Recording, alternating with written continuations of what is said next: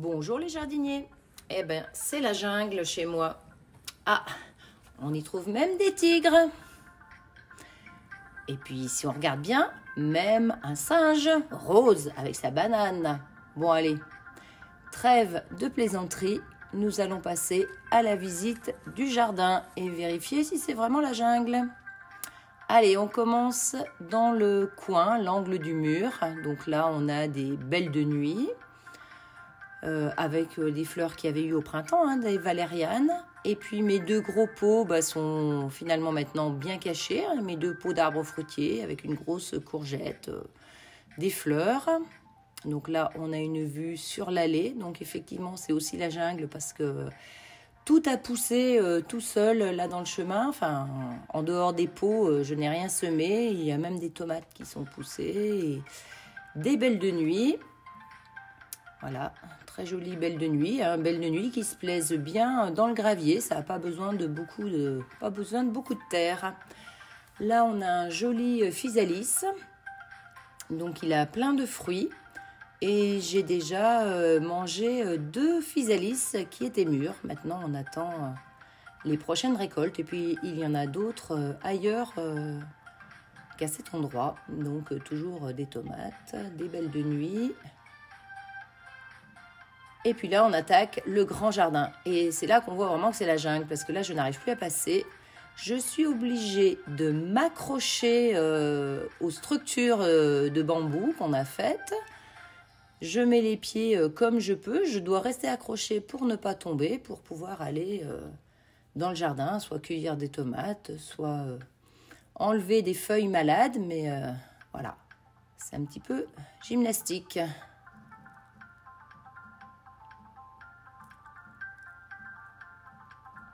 Alors, on va regarder d'un petit peu plus près. Donc là, on a les courgettes qui sont arrivées, qui ont finalement couru un petit peu parce que je l'avais plantée dans le jardin. Et là, elle est venue courir jusque dans le gravier. Donc au moins, l'avantage, c'est que les courgettes sont toujours propres.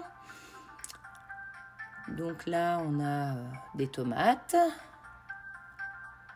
On a même la tour à fraises avec de la bourrache qui s'est semée toute seule dans la case du haut. Donc je l'ai laissée. Et puis là, on a les marguerites, les cosmos, enfin, plein de choses qui n'auraient pas dû être là finalement, mais que j'ai laissées. Et bon, voilà, ça envahit de partout. Donc là, on voit un petit espace. On se dit, ça y est, il y a un espace de libre. Eh bien, c'est là où je viens d'enlever mes pommes de terre. Là, il y avait un rang de pommes de terre. C'est pareil, il y en a qui avaient poussé toutes seules et puis d'autres que j'ai enlevées après. Enfin, que j'ai rajouté après. Donc, ça y est, j'ai tout récolté. Donc, vue d'ensemble sur ce que j'appelle le grand jardin, qui fait 15 mètres carrés. Et puis là, on passe derrière. Et là, on voit vraiment que c'est très, très fourni. Bientôt, on ne peut plus passer. Ça passe limite. J'accroche entre les deux quand je passe. Donc là, on a un tournesol, des cosmos, de l'amarante. On a encore un physalis là sur la gauche. Là, on a mon étendage. Chez moi, c'est la vieille école. Le linge sèche à l'extérieur. Pas de sèche-linge.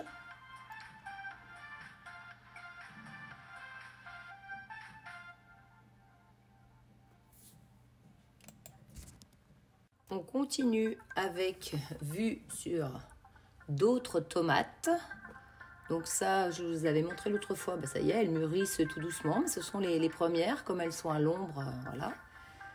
Donc là, on a le pommier, le physalis encore. Et puis on a une vue sur l'arrière.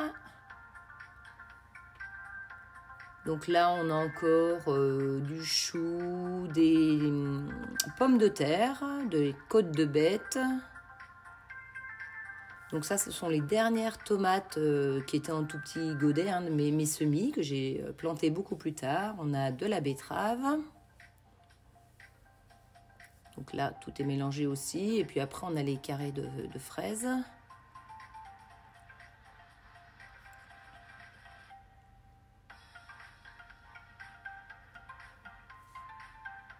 Bon, des haricots au premier plan.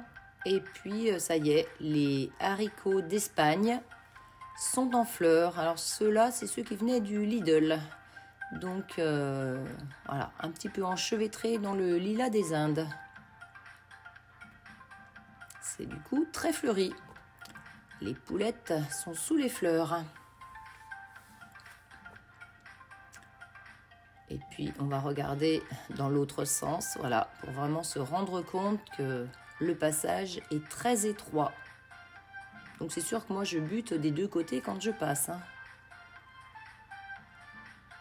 Et puis là, on est sur le jardin piscine. Alors cette fois-ci, c'est enchevêtrement de courges, potimarron, courgettes. Là, ce sont des courgettes. Donc il y a principalement des courgettes rondes de Nice. Voilà, on envoie une information. C'est le début, hein, c'est pareil, c'est ma deuxième fournée de courgettes. Donc celles-là n'ont pas encore donné. J'en ai ramassé une pour l'instant. Et puis toujours des fleurs au milieu des tomates.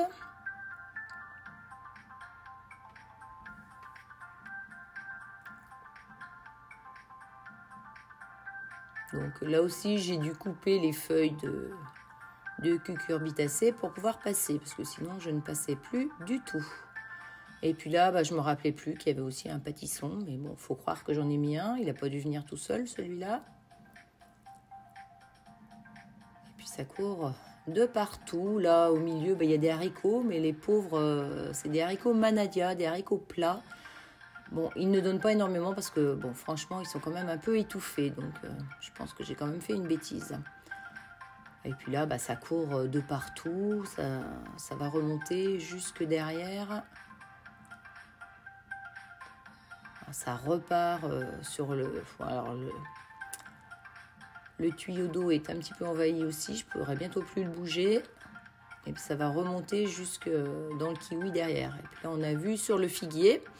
Alors celui-ci n'a pas encore de figue cette année, mais il est beaucoup plus joli au niveau du port que l'autre. Mais c'est sûr qu'il a eu plus de lumière, l'autre était sous les acacias, donc il cherchait la lumière. Et puis là, on a une vue sur les pêches sanguines. Donc d'habitude, je ne les ramasse pas le 15 septembre, mais là, cette année, finalement, il est un petit peu plus précoce. Il y en a déjà pas mal qui sont tombées. Alors c'est sûr qu'elles sont pas... Elles ne sont pas toutes beauté, hein. Souvent il y a la moitié qui est pourrie ou il y a des verres, donc je les utilise plutôt pour faire des compotes ou des crumbles. Donc là, voilà, vue sur une cucurbitacée quelconque, je ne sais pas trop laquelle, qui part dans le pied de kiwi. Elle va bientôt monter à la structure.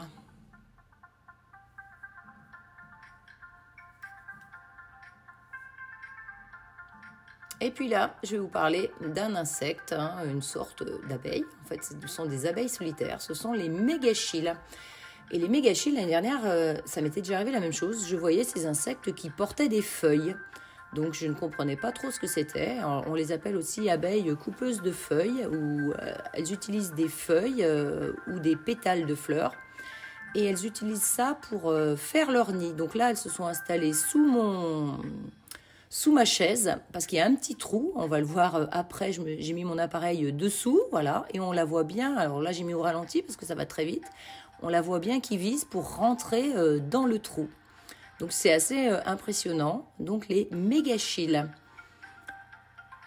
Donc là je vais vous montrer une photo, mais là les deux suivantes, ce ne sont pas les miennes, mais des photos où on montre les trous qu'elles font dans les feuilles, donc ce sont des trous...